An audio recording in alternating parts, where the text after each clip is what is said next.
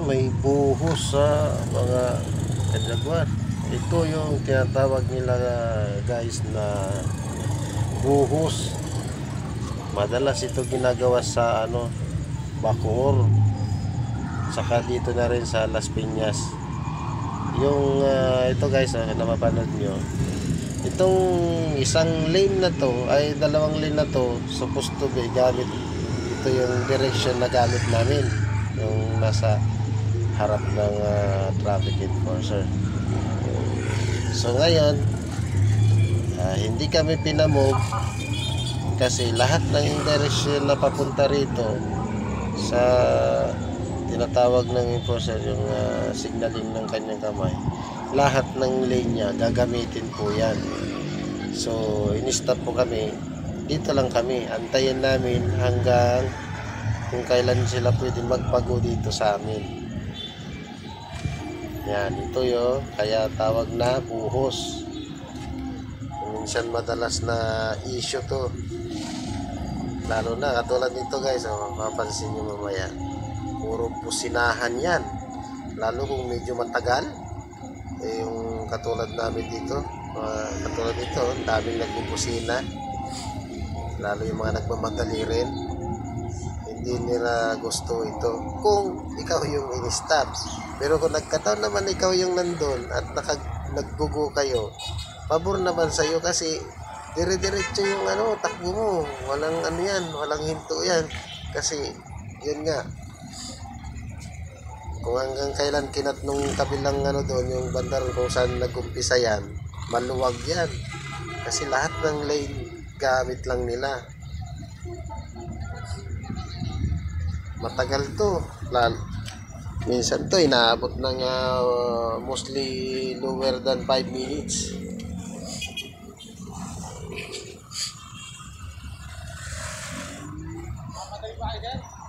Nandito kami, stop lahat to. Kaya punong-puno na kami dito ng motor sa harap. Iba nagbubusinahan naman. Yun, katulad yun, yung pinapante nila na yun. Minsan napo-question tayo sa mga ganyan kasi tulad nun, uniform personnel yun. Iba yung treatment nila, yun, pinago. Pero kung tutusin, hindi dapat lahat kasama, lahat dapat lamang ang may alam. Katulad yan guys, naririnig yan, puro busina na yan kasi lalo na yung mga nagmamadali, puro busina na yan. Wala tayong magagawa. Ako hindi ko naman ginagawa yan, yung busina ng busina, wala tayong magagawa. Kahit busina ka ng busina dyan, kung hindi ka naman pa rin ipago, wala pa rin. Parang nang nangyayari, nang-aasar ka, kung hindi naman maasar yung dyan, wala. Ikaw yung inaasar mo lang yung sarili mo.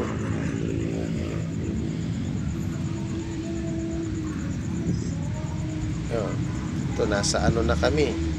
Kasi bago ako nakapunta dito sa harap, na yan nakabuhos na yan. So pumapalo na kami ng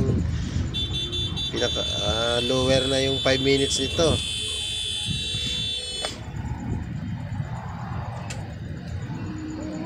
So bago ako nakarating dito sa harap, na yan, naka-stop na itong mga nandito Kaya lang ako nakamove dito kasi yung iba nung una, hindi nila ginagamit yung lane na kalsada na katulad nito tinakbo ko.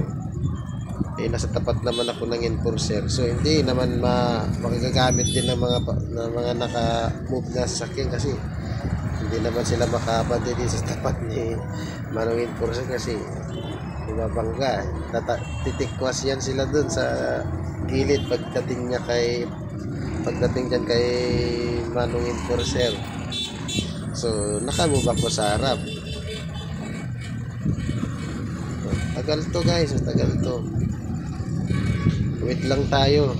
Yung mga iba dito na maririnig nyo, puro busina na kasi lalo na yung mga nagmamadali talaga. Minsan punta sa trabaho, malulit na. Bakit di mo rin talaga maiwasan, magagalit talaga mga yan. Pero wala tayong magawa. Antayin talaga. Hindi ko uso yung hindi ko uso yung nagdadrive na busina ng busina. Bahala dyan. Wala akong magagawa.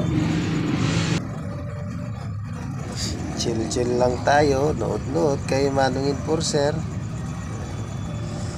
Kung kailan tayo ipagong, wala.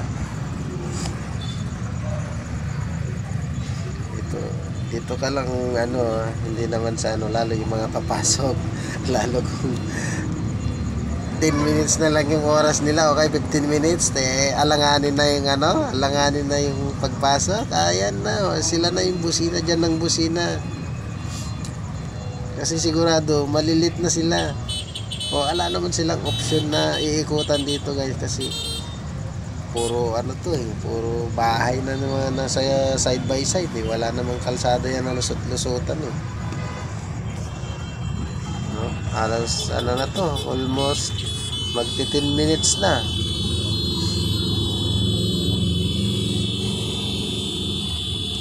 Hindi ko alam kung kailan kami gugunito, parang wala pa talaga. Rinig niyo yung mga busina guys. Puros karamihan yan motor yung nagbubusina dyan, kasi punong-puno na ng motor dito sa harap mga malalakas dyan na mga busina, mga kotse na yun nandun sa likod na. Ngayon pag di ka nakarating dito sa harap, magtataka ka bakit hindi na umuusad yung sasakyan mo dun sa likod. Yung pala ganito na yung ginagawa dito, in-stop na kami lahat dito.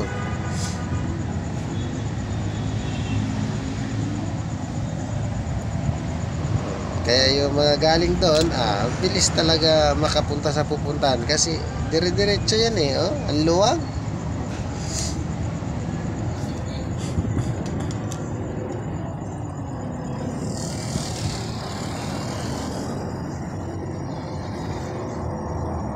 Yan, parang wala pang plano talaga si Manong Enforcer, wala pang nagradyo-radyo.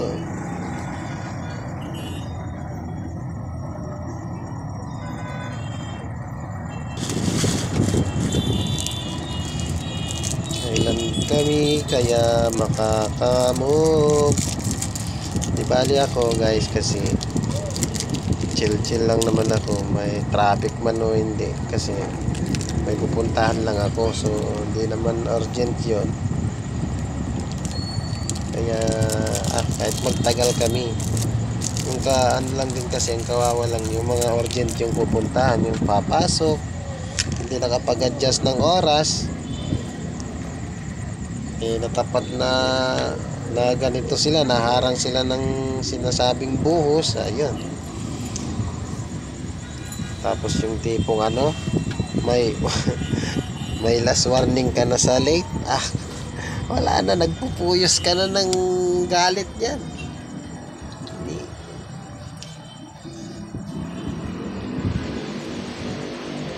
Kaya ako guys, kung pumapasok ako sa trabaho, hindi naman sa lalo yung nagtatrabaho pa ako sa Makati, kaya kong ipagyabang sa inyo na isang taon hindi ko nasubukan malate sa trabaho, kasi parang masama sa loob ko yung nalilit ako sa trabaho. Ang ayaw ko yung ganun, kasi nga kung ayaw mo malit, medyo mag-adjust ka ng pasok.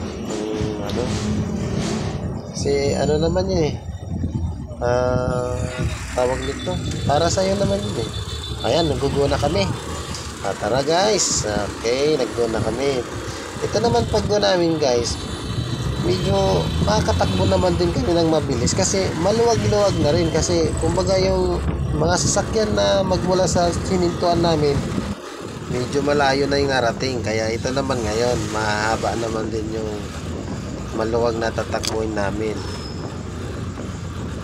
Kaya yung mga lang, nagmamadali lang talaga, kasi halimbawa dito lang yung punta nila, tapos naharang pa sila. Ayun, talagang asar na asar nun, kasi nalit na. Kung katulad namin din namin na may pupuntan, malayo lang. Ito, na-stop na naman kami dito. Pero saglit lang siguro ito guys. Ayan oh, saglit lang. So hanggang dito na lang guys. Maraming salamat po sa mga nakapagtsagang manood. Sa mga sumusuporta kay The Jaguar TV, maraming salamat po. Samantalay ko na rin bumati sa inyo. Merry Christmas and Happy New Year po sa ating lahat. Masaganang buhay ang darating. Thank you for watching guys.